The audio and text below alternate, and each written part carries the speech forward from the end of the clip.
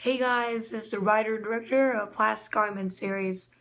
Today I'm just gonna read you the plot line, tell you about the plot lines of Plastic Apocalypse. Tell you a little bit about each movie, how I created it, and basically every plot line for it. So let's get started. So the first one is Plastic Apocalypse by itself. There's no other title to it, which is the first one I ever did. It's the shortest one I've ever done. Short had a good old plot line to it. So Tan took over Ingram Base. Also, this was in Indiana, so I can't refilm that.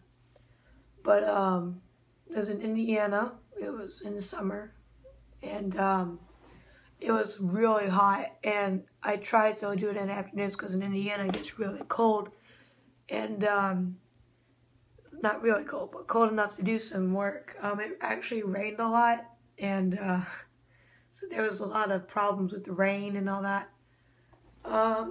Not to mention the fact that thunderstorms. It wasn't just rain, it was thunderstorms. Luckily, it stopped thunderstorming long enough for me to do a nighttime scene with rain. Giant puddle, giant lake compared to them. And plot line for that is, like I said, Tan took over Ingram Base. So when they took over Ingram Base, Green was very, very mad. And he decided to go and fight again. So then came, well, actually, before that was Toshiba Base. Then came Ingram Base. Ingram Base was in my backyard. Ingram Base is the second base. I consider about a mile farther from Ingram Base. From Toshiba Base. And so then that was when I got home from Indiana, and I started filming some more. The original Plastic Apocalypse, before I made the real one, was actually going to be Plastic Apocalypse, Tale of War. It was not really had a big old plot line to it, but that's where Ingram Base came from. So then, so Tan's take over Ingram Base and Toshiba Base, and Toshiba Base was owned by a Japanese Grey army, and it was basically just attacked by Tan and by Green taking over. So Tan found it, took it back. If you haven't seen it, you need to see it. And this is before I found about having voices and all that. And so then, basically, that was the first movie. It didn't have a plot line. It took a couple weeks in my backyard, 1 week in Indiana. And then Plastic Apocalypse Prison Escape came out. And that was probably my best work I've done so far. It's the most recent one also. Instead of having it in a movie, it ended up being 2 episodes. Episode 1, Episode 2. First episode was him capturing General Wolf, which is the Tan General. Sergeant Conrad, they captured him. General Wolf escapes, comes back with the army. I'm not going to tell you who wins. And then the Green basically, I'm not going to tell you who wins, but they take out, it's basically Toshiba Base, but instead of wood flooring, it turned into grass and green and all that, and dirt. And I dug a trench and everything was fine. And so the Greens are moving forward. They're going down a hill. There's 2 turrets up against the wall. And basically they're fighting against the super tanks, many of soldiers. I'm not going to tell you who wins or loses. It's going to be for you to find out. This is also the first movie I've ever done that has a script and is well thought out. But then, of course, like I said, in the credits, every time I had the Plastic Apocalypse, well, technically the first one was Fall of an Empire, that's right. It ended up being, after a while, I actually changed it to Plastic Apocalypse, Fall of an Empire, the first movie. And, so then the New Age comes. That's going to be pretty soon. Just let you know, it's going to be pretty soon.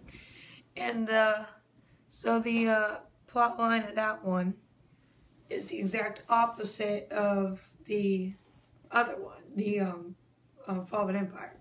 So the Fall of an Empire was about green falling. So this time there's a lake that separates green and tan territory, Green Shire and Tanadium.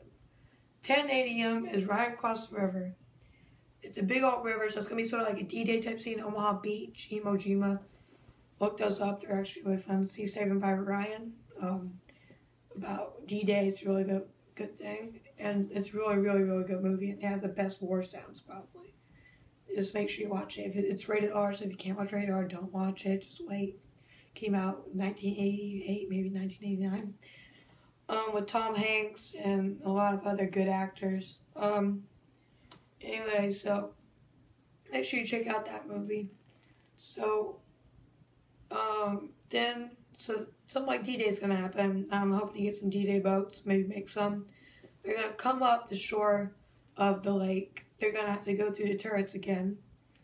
And then once they get past the turrets, they're gonna have to go through all these defenses, such as super tanks, and basically, I'm just gonna go ahead and say it: green to tan, get defeated, right? I'm not gonna tell you how to get defeated, but they get defeated, both of them. They basically kill each other, and so then the new age after that is tan and green's gone. It's gonna be gray and blue.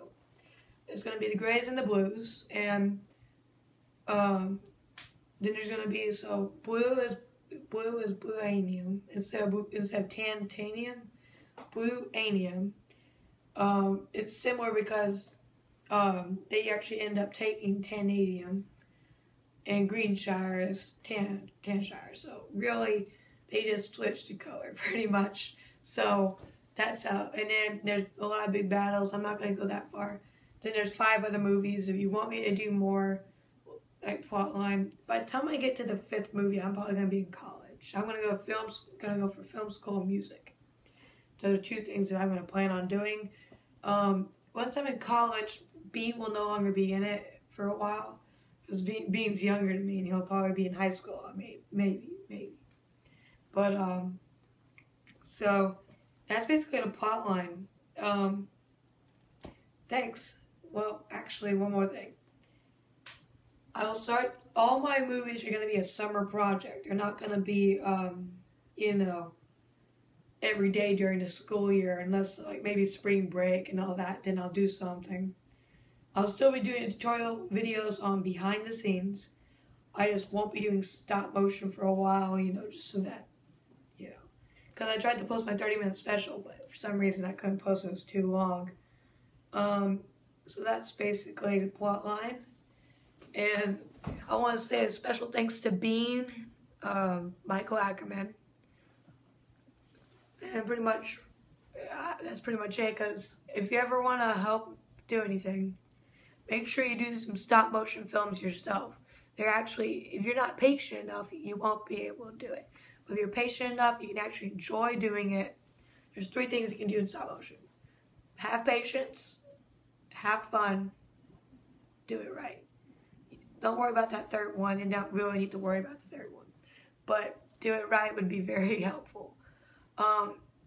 As for myself, I'm gonna start a film school maybe.